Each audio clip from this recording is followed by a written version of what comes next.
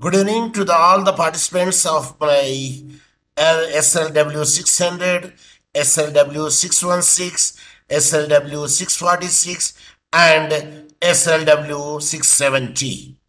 For all of them, this virtual class is important. The reason is the first question in your semester examination, either it may be a case law based or problem based question. When you say the case law based question, that is called case briefing. When the facts are given there and you have to analyze it in the IRAC model, IRAC.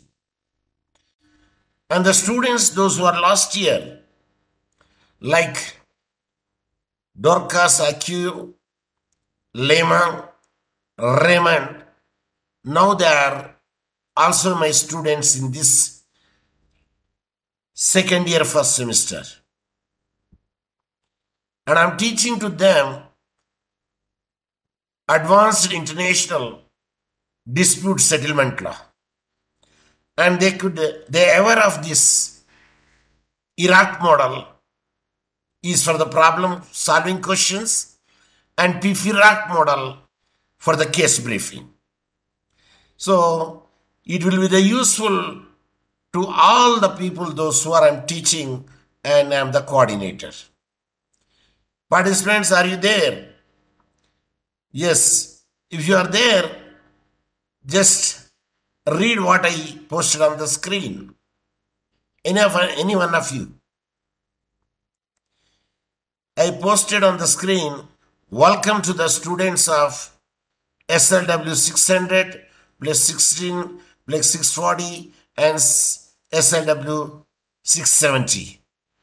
And here what I gave, a procedural history, the statement of the fact, it is a virtual class, issues, and reasoning. Of course, here reasoning, the sense application and the holding. This is one way of making the solving the problem questions. And here also I give in the another. If the problem question is given, then facts are given in question paper. If the case briefing is concerned, the entire case law of a particular court is given. And you have to read them and you have to write in the P-FIRAC model that the case briefing is concerned. But the problem question is given and you have to solve in the IRAC style, IRAC method. And that method is very much important because first question to my students, they have to solve it by following the IRAC model. So what is that IRAC? Now let us see one after another regarding the basic things are concerned. And here I made it case briefing. In the case briefing, entire case law is given in the examination. And from there, you have to write the procedure, you have to write the issues, you have to write the rules, and you have to write the analysis or application, then you have to write C, conclusion. For each issue that you have to analyze it. What are the facts and what rule are applicable law would be there. That would be discussed in the application section. So here, case briefing is concerned. You have probably heard lawyers on television or in the movies talk about the filing brief with the court. But the law school case briefing is something altogether different. To brief a case is to reduce the case to its bare essential, to analyze the facts and the law that the court applied in a procedural context and to explain the reason for its decision. So briefing forces you to read the case thoroughly so that you can state the essential in your own words. Briefing also gives you a condensed version of the case that you can understand and use later to make your outline and to study. Either you can say outline of the case law or briefing of the case law. Almost they are the synonyms because the rules are the same. So some students choose to the book briefing or a technical briefing, and these two start methods involve the making notes in the margin of your book or highlighting the different parts of the case in different colors. Suppose you have to highlight the case in different colors to make the distinction. What are the facts? What are the issues? What are the analyses? And what is the holding or conclusion? So these techniques are not adequate substitute for the case briefs written in your own words. How? If you don't put the case into your own words, it is unlikely you will observe the information you need to respond properly is called on the class and provide a sufficient answer on law school exams. Not only the law school exams, in your study also, you have to follow the PIFIRAC model and IRAC model. Each professor has this or her own preferences for briefing writing because of the basic from as many variants. Follow the first rule on case briefing. For each class, prepare the brief the way that professor prefers. See, each one having a different style of case briefing. But you have to write to the professor what he taught, in which style he is supposed to accept your problem solving. And that is very much important factor. Yes, karibu sana mheshimiwa. So case now, below these are the 9 sections. The first and foremost, when you see the case, it gives the name of the case name and citation in the beginning. Of course, it is in the reporter. But if you happen to see the original case law, which is decided by the Court of Appeal or the High Court, it will be a different factor. First, they will give which court it is decided and who are the judges, and later on who are the parties. But here the case name and citation, and the citation should be written very by the side of the case law. But when it comes to the matter of the typing is concerned, writing the dissertation is concerned, or the report is concerned, at that instance, you write the case in the italics. If it is ending, end with the full stop. If it is a continuation in the body, it continues with the comma, but the citation should be in the footnote. Because endnote is the outdated method, obsolete method. So the Sharamaro style of writing is footnote. The second, facts, the story what happened, condensed to what you think the court found relevant to their judicial decisions. So that is the reason we will say, what are the material facts? That is very important factor. So material fact, we have to make it out. The relevant fact that you have to mention, and the fact and the facts side heading. Then procedural poster, what happened when the case brought to trial and subsequently appealed.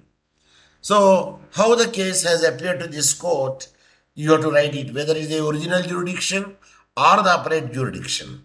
Then follows the issues. The question in that appellate court must answer this case. Issues are concerned which are nothing but the question of law.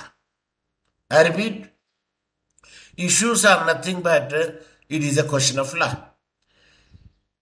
Yes, Pantaleo, Rutambuka, are you present?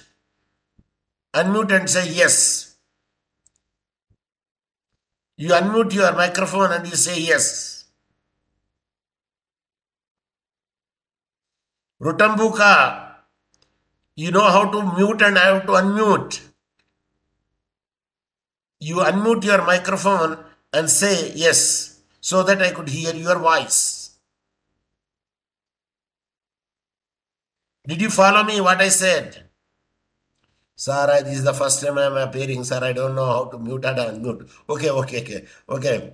better be silent. The next fifth point is rule applied. The rule that the appellate court decides will be used to come to a decision based on the facts of the case. How the rules? In the rules, what are the things comes? Decided case laws, which is having the persuasive value, the Latin maxims, or the sections, or a good writers, their experts from the books. It can also be used, or sometimes Encyclopedia Americana, Encyclopedia Britannica, or Block Law Dictionary, or Random Thought Law Dictionary, or dictionary should also be definition that you will use it in the rules. Then a holding is concerned, it is nothing but the conclusion what the decision given by the court. The decisions are applying the rule to the facts of the case, and therefore the holding is specific to the case before the court. So that's another point is reasoning. Suppose if you want to write the reasoning, you can write like a obiter dicta or ratio decidency, or whether you are not agree with the decision which is made over there, then you can write it my own opinion, opinion of the author. It may be varies also. So what are the courts did with this case? So currencies and descendant, because sometimes now when the judgment is given, there is ascending judgment, there is a descending judgment. So if you read the both of them, yes, you can have the wider spectrum for the how the case is dealt. But ascending judgment, whose number is more, that will prevail over the descending judgment. That is the reason the full bench or the division bench, always the judges are in the odd number, not in the even number. Odd number means that thing which is not divided by the 2 is a odd number. And even number is that thing which can be divided by 2, that is the even number. Example, 2, 4, 6, 8, 5, 12, these are divided by the 2 and it is say even number. But always the bench would be the odd numbers like 3, 5, 7, 9, 11. It cannot be divided by the 2. Is it clear? Pantaleo Rutambuka, did you get my point? What is odd number and what is even number? Unmute and say yes. You don't know how to unmute. Okay. So now at least learn it. And read the case while keeping in mind that you are looking for the information that will be placed under the one of the 9 headings. If you would read them more than one time, the really understand it, don't be discouraged. Beginning, the law students often has to read cases multiple times, then only could understand, because there are the rhetorical jargon, there is the Latin terminology, there is such a aristocratic terminology which would be specifically mentioned in the legal drafting. Remember, you will get a better reading a cases with the practice. Always, the practice makes man perfect. Hence, read as many as cases to write the case briefing so that you will become an expert. And in the exam also, you can easily write the case briefing or problem solving in the form of FIRAC model. So now case name and citation, how it should be written. A case is located by its citation, which tells you where to find the case in a case reporter. So the case citation shows where the case is available over there, which year it is given, and which reporter it is there, and which page number it is there. It will be given their citation. In a textbook, the name and citation of a case will usually be given to you, and you can just copy them onto your brief with perhaps a reference to the textbook page numbers. If the page number would be there, yes, better you write the page numbers also. If the case you are briefing comes from one of the reporters, if it is come in the reporters, you may need to use the citation manual to get the proper citation form. So a proper citation should be given if it is from the reporter. I mean the case is reported, because that is the reason that we can say reported cases and unreported cases.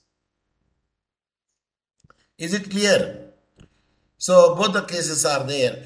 Now, don't use the first name of the parties or the names of the other parties beside the first named. In other words, if the case was originally captioned John Smith and Sue Smith versus Frank Dukes and Big Bad Insurance Company, and he would write Smith versus Dukes. The first name that you will remove it, the second name that you will write it. That means surname you have to be written. Because, excuse me, each name is having the three parts. Number one, the first name.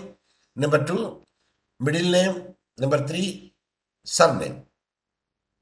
So when you are writing the parties, you write the surnames. Means in John Smith and Sue Smith, but you write the Smith and Dukes. And here we remove the Frank and we write the Dukes. Because the Frank is the first name and generally the Dukes is the surname and we write the surnames. And underline the name of the case.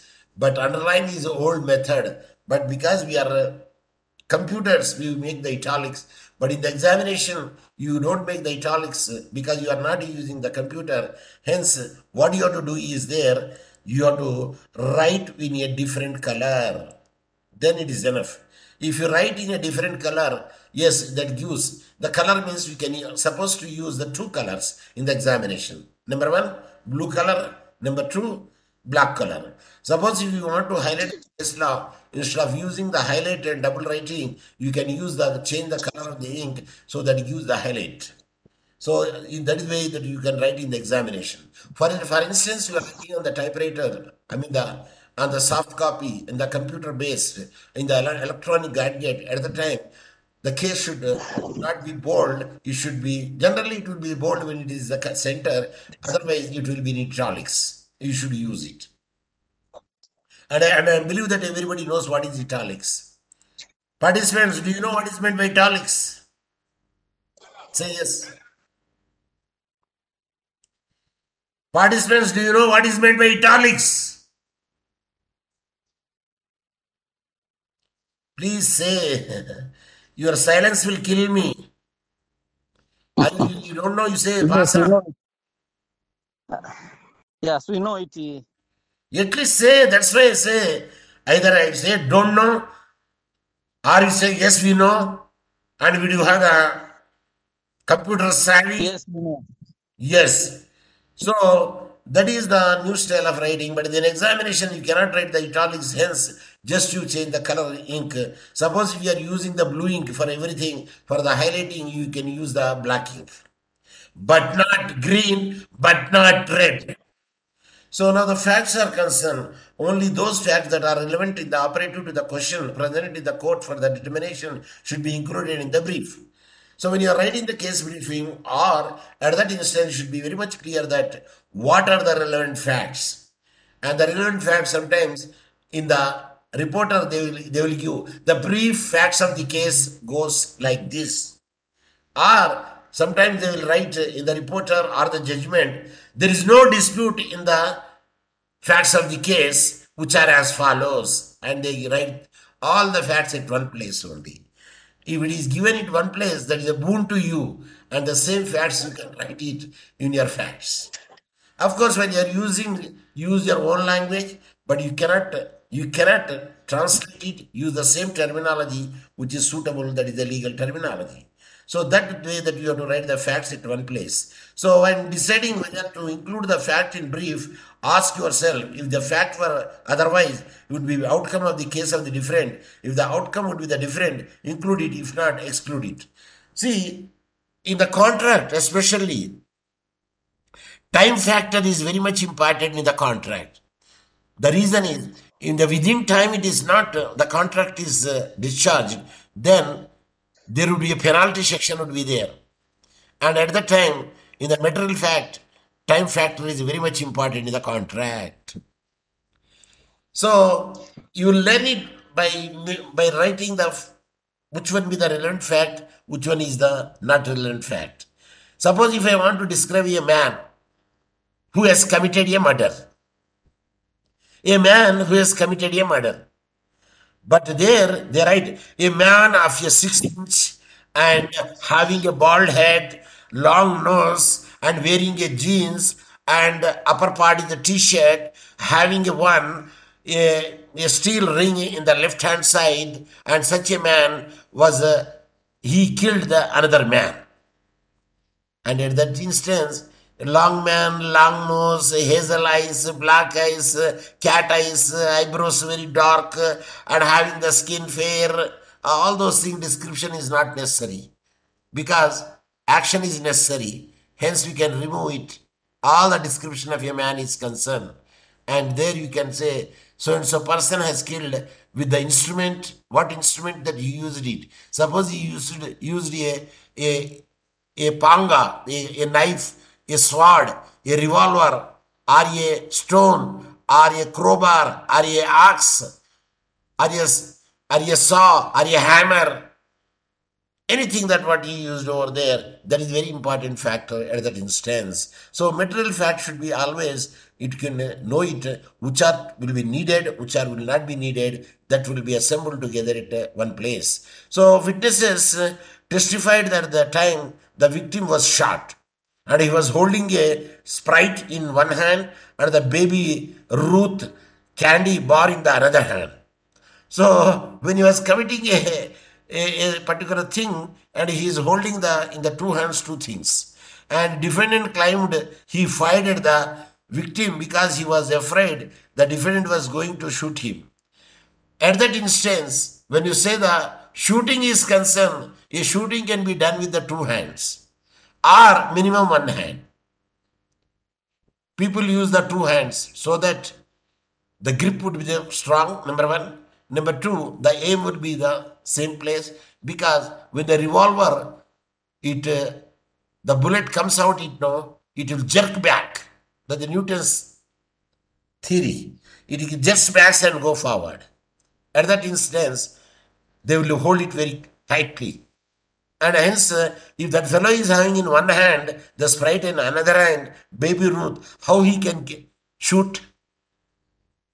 So the prosecution argued defendant fear was irrational because neither the victim hands held a gun. There is no gun at all. In the hands, in one hand, the brand of soda is there, Sprite or Coca-Cola or whatever it may be, and a candy bar, that is irrelevant, which is the next hand.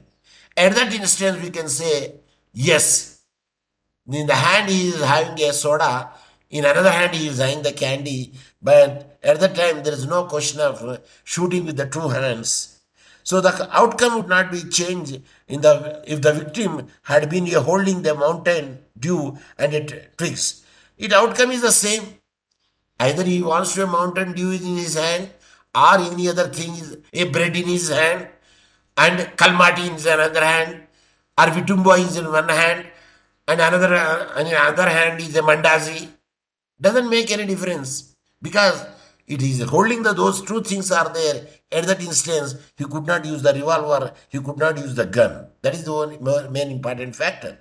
But in the fact that the victim's hands were full was important to the prosecution. Whether the victim hand is the full or not, that is more important. Hence, at the time, we have to write depending upon the nature of the case, and we can easily make it out which is the relevant fact, which is the irrelevant fact. So your brief should simply state that the victim's hands are full with the soda and candy bar at the time he was shot. At the time he was shot, he was not shooting. Either, suppose if he shot also to somebody else, he could not do so because his hands were full with the other things. So, other example, unless you are briefing an age discrimination case, or a case in which a party's age is more important, because age also very important factor sometimes to say that a person is a senile or not. I don't know how many people knows what is senile. Yes, participant, can you tell me that what is senile? S-E-N-I-L-E. I repeat the spelling. Senile. S-E-N-I-L-E. If you know it, you tell me. If you don't know it, you say pass on. But unmute it and say, Paul Joseph, you kept your video on. Unnecessarily, your signals will taken more to the video.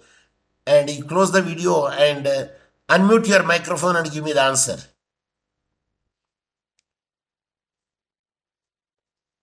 I said unmute your microphone and give me the answer. What is senile? S-E-N-I-L-E.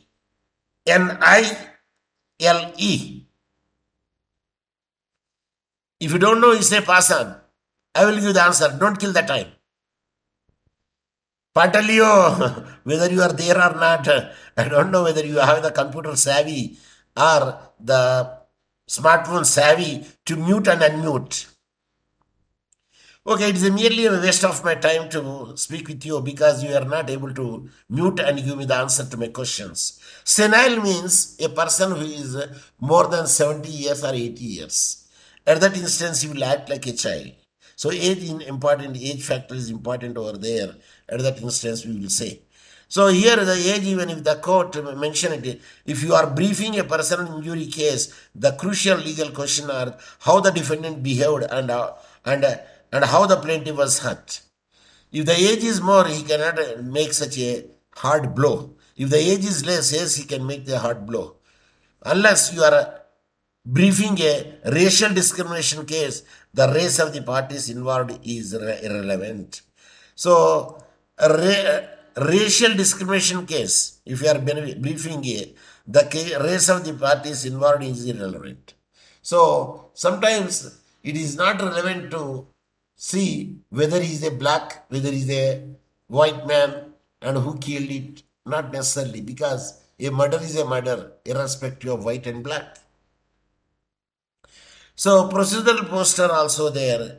The most cases you will be reading and briefing as law students are cases decided by the appellate courts. If you don't understand the procedural terminology in the first, but look it up, having a pocket version of the Black's Law Dictionary handy, now nobody uses because everybody is having the internet facility. They can check if any new word comes in their smartphone. When you are briefing is also a good idea. And if you don't understand the words you are reading, at that instance, you will never figure out what the court was doing. So better, whatever the hard words are there, if you did not understand the legal terminology, immediately you open the Google search engine, either in the laptop or in your any electronic gadget, and to know the nature and the meaning of it, so that you could write effectively when you are making the case briefing.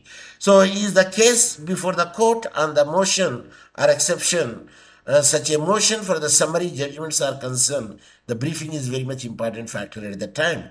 When the case tried on the merits and was the trial by the judge or a jury, and did the losing party move for a new trial? So in this case, in almost all the cases, either the criminal in nature or the civil in nature, case briefing is a must. And when you have the case briefing techniques at the time, that you know what actually involved in the case law, how the case has come into this court, what are the outcome of the case, what is the adjudication of the case, and what laws are applied over there, what sections are applied over there for the issues, and how the application is made in the application side heading, and what the conclusion has drawn by the courts for each issue will appear in the conclusion. The conclusion is nothing but the holding of the court and what the court held. Participants, are you there? Say yes. Participants, are you there? Say yes. Yes. I appreciate. Yes. Finally, Rutumbuka now he is not a boo-boo and he can speak. Yes, I appreciate. but earlier he doesn't know how to mute and how to unmute. I several times asked him to unmute and speak, but there is no reply. But pole you learn it, Amnashida. So now let us go to the other point. Thanks for the same as a legal question that refers to the facts of the case, and your statement of the issue should explain the question in one sentence that a person who has not read the case can understand. Read first time, you cannot understand. Second time, yes, you could understand. Third time, yes. So when the reading will be more, the understanding will be more. Of course, once you develop such a technique, then with one reading also you could know that what actually the gist of the case law. So if you are having a trouble stating the issues, ask yourself this question: what does the appellant say the trial court did wrong? What the appellant said the trial court did wrong? Yes, that is the issue. And a basic rule about the appellate court is that they don't retry cases. Indeed, they correct errors. Yes, if any errors are there, yes, it will be corrected. This means that appealing party must claim the trial court did something wrong, and hence they are appealing to the appellate court. So what is something wrong? they made, erred, you have to make it out. That is nothing but the issues. You should not have done or failed to do something you should have done. They are supposed to done, but they have not done, means a failure. And they are supposed to be done. So the substantial issue likely to be bound by with a trial court's error. What are the errors committed in the trial court? That will be brought to the notice in the appeal. And the appeal, they will make it out. Yes, those are the issues not addressed by the lower court. And the concentration or the emphasis should be given on those issues. And if you find the issue is too general, appellant argues the evidence was insufficient to convict, or appellant challenges the instruction, then ask, what grounds does the appellant have the arguing? So grounds for the argument should be there. And that would be the issues. The court of deciding that the evidence was not sufficient. If the evidence is not sufficient to prove what? Then we can say evidence is sufficient, evidence is not sufficient. That the instructions were not valid. Whatever the instruction given, either it is valid instruction or not, it also be considered. What element of the offense of the old did the government fail to prove?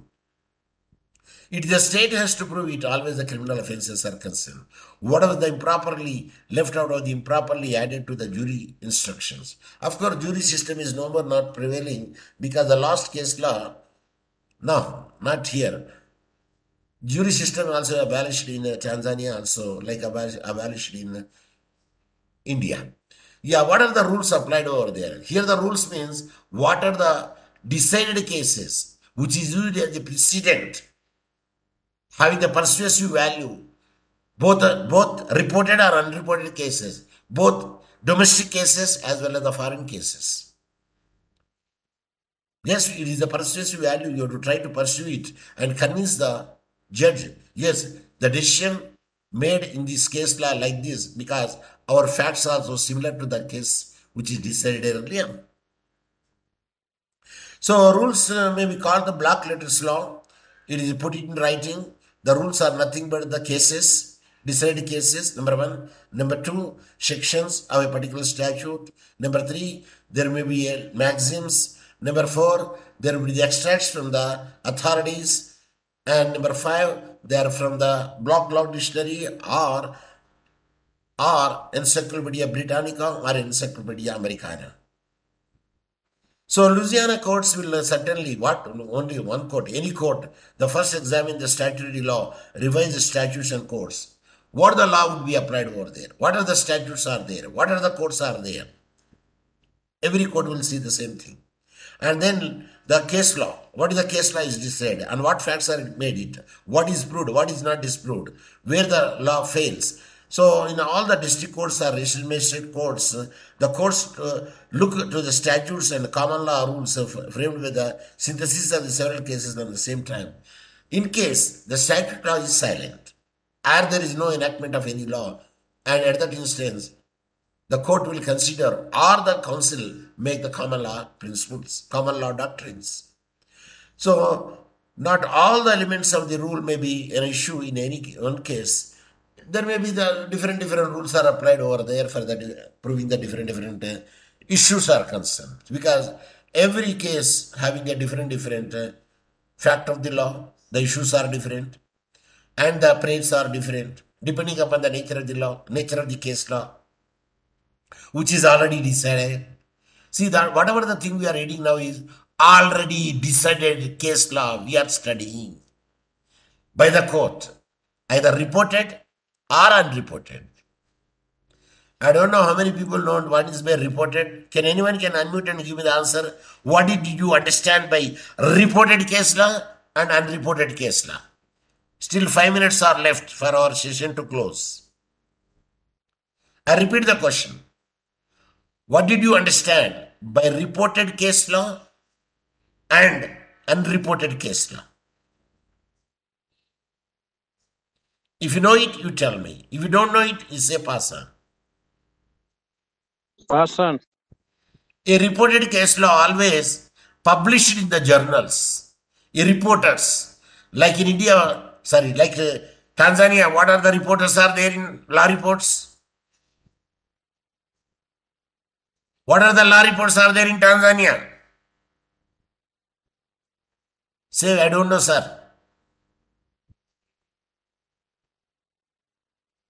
Say, I don't know. I don't remember, sir. Tanzania. TLR. You are in now master's course, you are. Am I right? Tanzania law reports are there, East Africa reports are there, and High Court Digest is there, and LRT is there. Of course, the world. But at present, we have the Tanzania law reports. If it is reported in the any one of the reporter, we can say it's a reported case law. Suppose if it is not reported, then it is an unreported case law. Is it clear? Say yes. Is it clear? Unmute and say yes. Sir, we don't know. I gave the explanation. I want the answer from you. Mute and give me the answer. I say mute and give me the answer. if your silence will kill me, your silence will kill me. Don't be silent. Either you say understood, or you say did not understand, or you say can you repeat, or you say I don't know, or you say pass on, but you have to say. Is it clear? At any time Cisco Apex will stop now. So the holding is nothing but conclusion. What the court held in the first issue, what the court held in the second issue, what the court held third issue, if there are three issues are there. That is called the holding. And in our talk, we say conclusion. Of course, Iraq model having what? I stand for issues, R stand for rule, and A stands for application or arguments, and C stands for conclusion. If problem question is given. But if the case law is given, case briefing is concerned, P-FIRAC, P for the procedure, which is consisting of the title of the case law goes with the citation, and Bennett, who are the judges, decided it, and afterwards a procedural gist of the law. The head note of the law would be given. In the first line, it is the original case law or the appeal case law. The next one, what are the contention of the plaintiff here there, and what are the defendant contention was there for the defense, and later on you have to say that both them have failed or they can prove it. Then what the court has disposed in the case law, whether the case is dismissed, whether case is claimed, or damages are awarded, damages are not awarded. That is the outcome of the case law, is the adjudication of the case, how it is made. That is the fourth sentences. That is called the gist, and this comes under the procedure. Later on, facts you have to write it. What are the material facts? You have to read the entire case law and gather the facts at one place. But generally, facts at one place only will be there in most of the cases. But in some cases, it will be scattered. When you scattered, you can get that which are the scattered and which are relevant over there. You have to write in the fact.